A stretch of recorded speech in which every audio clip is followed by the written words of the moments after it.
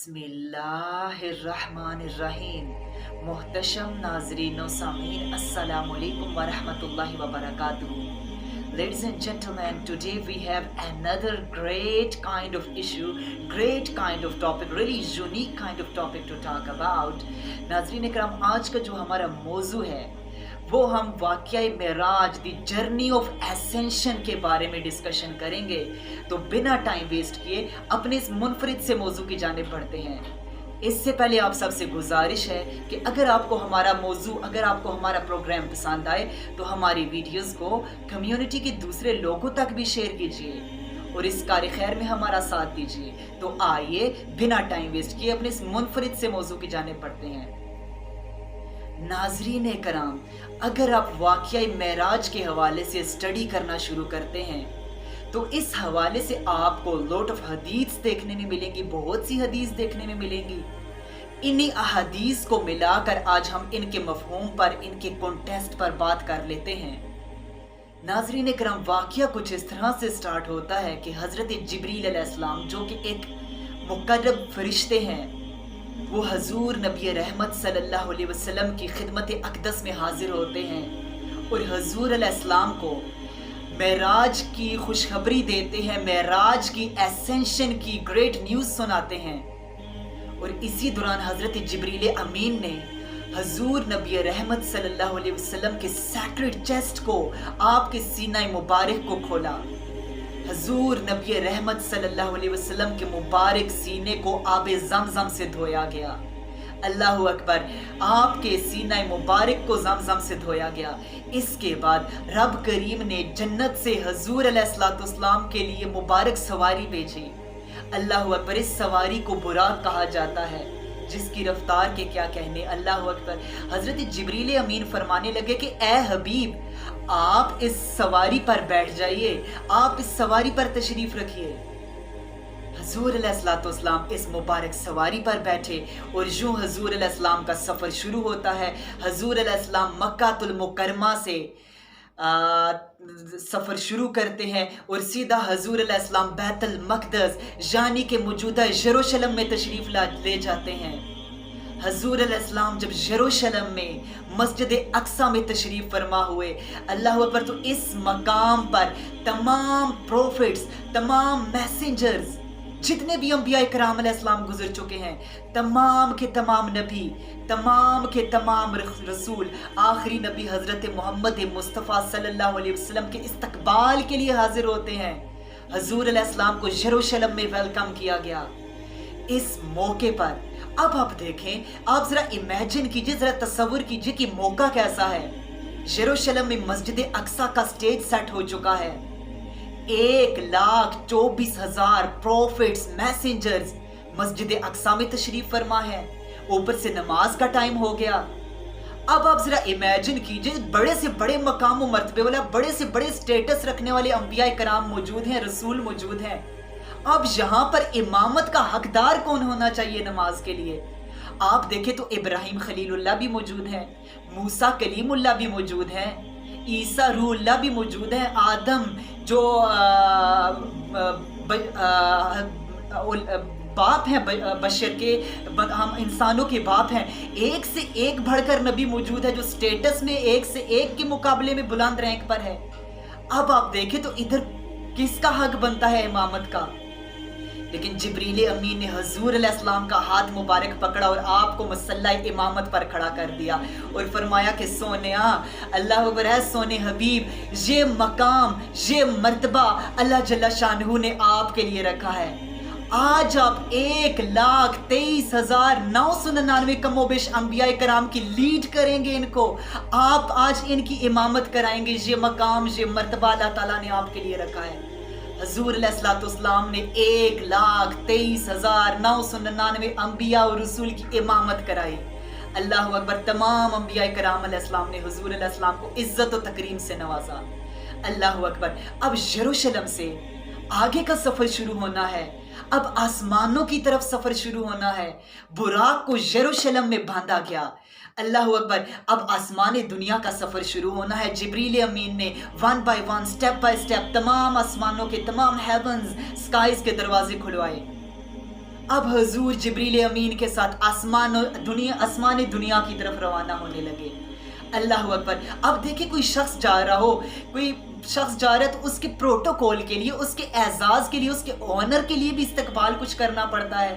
اب حضور آسمانوں کی طرف تشریف لے جا رہے ہیں تو رب کریم نے اس موقع پر بھی اپنے حبیب کو پروٹوکول عطا فرمایا، اپنے حبیب کو عزت و تکریم، اپنے حبیب کو ایک آنر عطا کیا.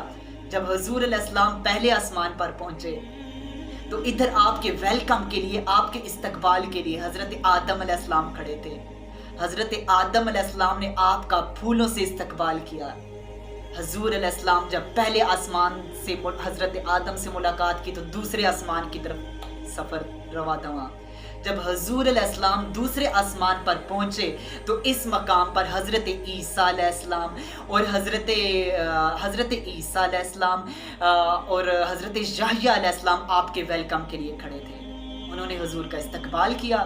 اس کے بعد حضور علیہ السلام تیسرے آسمان پر تشریف فرما ہوئے تو اس مقام پر حضرت یوسف علیہ السلام نے آپ کا استقبال کیا.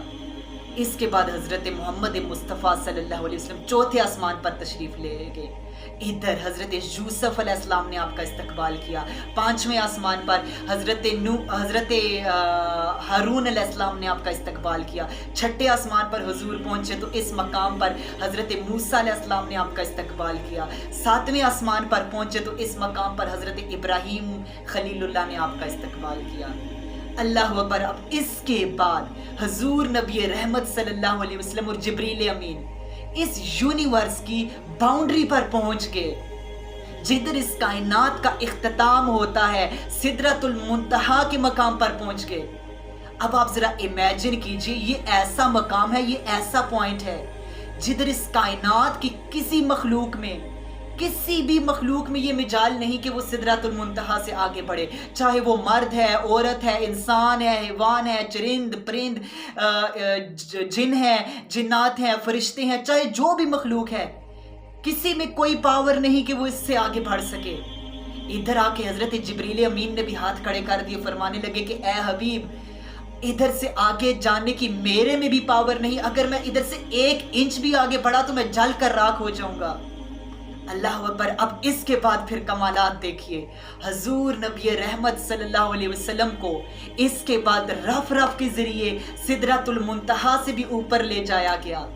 اللہ اکبر. اب آسمانوں سے بھی اوپر کی جرنی جو ہے وہ شروع ہو جاتی ہے. حضور نے آسمانوں سے اوپر کا سفر شروع کیا. جبریل امین بھی سدرۃ المنتہا پر ٹھہر گئے. اب اکیلے حبیب علیہ السلام جا رہے ہیں. اللہ اکبر. جو حضور علیہ السلام اللہ تعالیٰ کے عرش کے قریب پہنچے تو عرش بھی اللہ تعالیٰ کا جھومنے لگا کہ آج حبیب ملاقات کے لیے تشریف لا رہے ہیں. اللہ اکبر. حضور علیہ السلام نے دیکھا کہ اللہ تعالیٰ کے عرش کے قریب پردے ہی پردے حائل ہیں، نور کی تجلیاں پردے ہی پردے حائل. اللہ جل شانہ نے اس موقع پر تمام کے تمام پردے ہٹا دیے اور اپنے حبیب علیہ السلام کو اپنا دیدار کرایا. اللہ جل شانہ نے ارشاد فرمایا کہ السلام علیکہ ایھا النبی ورحمۃ اللہ وبرکاتہ. اے سونے حبیب، آپ کا رب آپ کو سلام پیش کرتا ہے.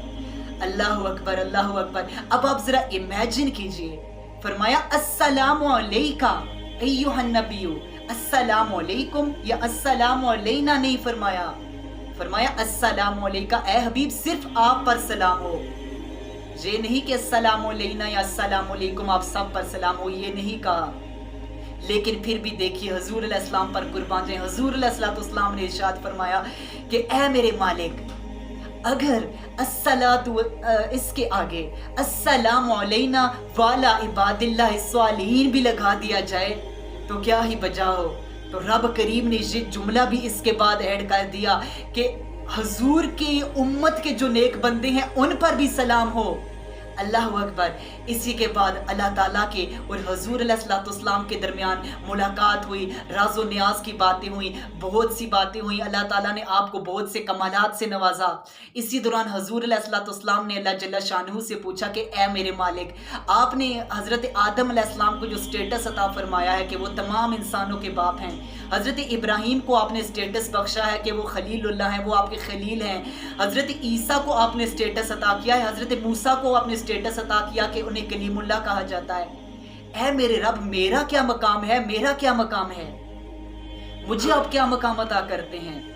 اللہ جل شانہ نے ارشاد فرمایا کہ اے میرے سونے حبیب، آپ کو ان سے بھی بلند مقام عطا کروں گا، قیامت تک آپ کا نام میرے نام کے ساتھ لیا جائے گا، اس سے بڑھ کر اور مقام کیا ہو سکتا ہے؟ اللہ اکبر۔ اب آپ دیکھیے، لا الہ الا اللہ محمد الرسول اللہ، اگر صرف لا الہ الا اللہ کہیں تو کلمہ مکمل نہیں، محمد الرسول اللہ، قیامت تک جو بھی شخص مسلمان ہوگا وہ اللہ کے نام کے ساتھ حضور کا نام ضرور لے گا۔ اللہ اکبر۔ اس کے بعد حضور علیہ السلام کو جنت و دوزخ کی بھی سیر کرائی گئی، تمام جہانوں کی حضور کو سیریں کروائی گئی، حضور نے جنت کے مناظر دیکھے، حضور نے جہنم کے مناظر دیکھے، جہنم میں حضور نے بہت سے ایسے مناظر دیکھے جدھر لوگوں کو سزائیں ہو رہی تھیں، کچھ لوگوں کو، ایک شخص کو دیکھا کہ جس کے سر پر ایک فرشتہ پتھر مارتا، پھر اس کا سر کیما ہو جاتا، پھر اس کا سر جڑ جاتا، پھر وہ پتھر مارتا، پھر کیما ہو جاتا، پھر جڑ جاتا۔ حضور نے پوچھا کہ یہ اس شخص کی کیا غلطی ہے، اس شخص کی کیا کوتاہی ہے؟ جبریل امین نے فرمایا کہ یا رسول اللہ صلی اللہ علیہ وسلم، یہ آپ کی امت کا وہ شخص ہے جو عشاء کی نماز پڑھے بغیر سو جاتا ہے۔ پھر دیکھا کہ کچھ عورتیں ہیں وہ بالوں کے بال لٹکی ہوئی ہیں، پوچھا گیا کہ یہ ان کی سزا، ان کی کوتاہی، ان کی غلطی کیا ہے؟ تو بتایا گیا کہ یہ اپنے شوہروں کی نافرمان تھیں۔ اس کے بعد دیکھا گیا کہ کچھ علماء کرام ایسے ہیں جن کی زبانوں کو آگ کی کینچیوں سے کاٹا جا رہا ہے، پوچھا گیا کہ ان کی غلطی کیا تھی؟ کہا گیا کہ یہ امت میں دراڑیں ڈالتے تھے، یہ امت میں تفرقہ بازی، نفرتیں پھیلایا کرتے تھے۔ حضور علیہ السلام لیکن دیکھیں نبی رحمت ہیں، آپ نے اس مقام پر، آپ نے اس موقع پر اپنی امت کے کئی گناہگاروں کی شفاعت کی، اور حضور علیہ السلام کو مقام شفاعت بھی عطا کیا گیا۔ اللہ اکبر، اللہ اکبر۔ تو یہ حضور علیہ السلام کا سفر جو آسمانوں کے اوپر رب کریم سے ملاقات ہوئی، اس کے بعد رب کریم سے ملاقات کے بعد حضور نبی رحمت صلی اللہ علیہ وسلم جب اس دنیا میں، اس ورلڈ میں، اس زمین پر واپس تشریف فرما ہوئے تو ایک پروپیگنڈا کھڑا ہو گیا۔ جب ڈس بلیورز نے یہ بات سنی تو پروپیگنڈا کھڑا ہو گیا کہ یہ کیسے ہو سکتا ہے۔ ان میں سے ایک ڈس بلیور حضور نبی رحمت صلی اللہ علیہ وسلم کے ایک صحابی حضرت ابو بکر صدیق کی خدمت اقدس میں حاضر ہوا اور عرض کرنے لگا کہ آپ اس واقعہ معراج کے بارے میں کیا کہتے ہیں؟ حضرت ابو بکر صدیق نے پوچھا کہ تم سے یہ بات کس نے کہی ہے؟ ڈس بلیور کہنے لگا کہ یہ بات تو آپ کے دوست محمد کہہ رہے ہیں۔ حضرت ابو بکر کی پھر بات سنیے، آپ فرمانے لگے کہ اگر محمد صلی اللہ علیہ وسلم نے کہا ہے تو پھر اس بات میں کسی قسم کی شک کی گنجائش ہی نہیں، اگر وہ کہہ رہے ہیں تو پھر 100% درست کہہ رہے ہیں، اس بات میں کسی قسم کی کوئی شک کی گنجائش ہی نہیں۔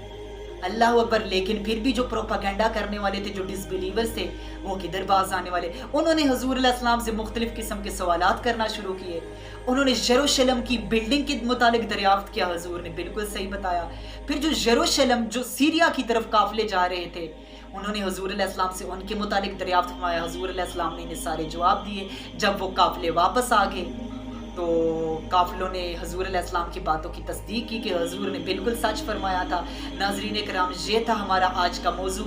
آپ دیکھیں کہ شروع میں ہم نے موضوع کی بات کی تھی کہ حضور علیہ السلام جب مسجد حرم سے، جب خانہ کعبہ سے، جب مکہ سے یروشلم کی طرف تشریف فرما رہے تھے، اب آپ دیکھیں کہ سفر معراج کی جو نسبت ہے وہ یروشلم سے جڑی ہوئی ہے، اس سفر کا جو آغاز ہے وہ یروشلم سے ہوا۔ لیکن اگر آج آپ دیکھتے ہیں، آج 55 سال ہو چکے ہیں، جو ہماری امت کا قلب ہے، جو ہمارا قلب ہے، جو امت محمدی کا قلب ہے، یروشلم، یہ آج یہود کے ہاتھوں میں ہے، آج یہ یہودیوں کے قبضے میں ہے۔ آپ ذرا غور کیجئے، امیجن کیجئے، ہمارے بڑے بڑے وزراء آتے ہیں، ہم لوگوں نے کیا ایفرٹس کی ہیں اس کی آزادی کے لیے، ہم نے کیا ایفرٹس کیے ہیں، ہم نے صرف تفرقہ بازی میں آپس میں ایک دوسرے کے خلاف ہم لڑے ہیں۔ اس موقع پر آپ سب سے یہی ریکویسٹ ہے، یہی گزارش ہے کہ خدا را ایک ہو جائیں، یونائٹڈ ہو جائیں، متحد ہو جائیں، اللہ کی کتاب کے سائے تلے سب ایک ہو جائیں، سب ایک ہو جائیں۔ اس کا یہی سولوشن ہے کہ ہم ایک ہو جائیں، ہم آپس میں اتفاق کریں، ہم آپس میں ایک دوسرے کی لیگ پولنگ چھوڑیں۔ جب ہم ایک ہو کر موقف اپنائیں گے تو اس میں زیادہ برکت ہوگی، اور یوں ہم یروشلم کو یہود کے پنجے سے آزاد کر سکیں گے۔ اللہ تعالیٰ سے دعا ہے کہ اللہ تعالیٰ ہم سب کو اعمال صالحہ کی توفیق عطا فرمائے۔ وما توفیقی الا باللہ۔